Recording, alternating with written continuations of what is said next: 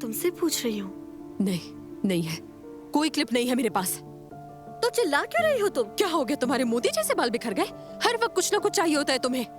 मैं भी इंसान ही हूँ, कभी मेरे मिजाज के हिसाब से भी तो बात हो सकती है ना।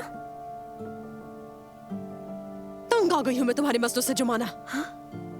ये ज्यादती कर रही हो तुम, सच में बहुत ज्यादती कर रही हो। इस घर में कोई ज्यादती कर रहा है तो वो तुम हो। आप भी दोनों मिलकर हमला कर ले ताकि जंग पूरी हो जाए।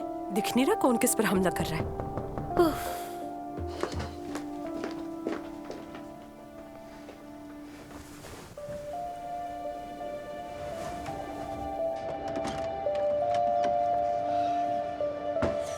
सफिया आप अंदर चले, मैं बस 2 मिनट में तैयार होकर आती हूँ। नहीं मेरी जान, तैयारी का वक्त नहीं, हमें फौरन निकलना है। मलाहत साहिबा और दूसरे लोग फौरन घर जा रहे हैं। ठीक है फिर आप यहीं रुके, मैं अपना बैग लेकर आती हूँ, फिर चलते हैं। ठीक है, जल्दी आना।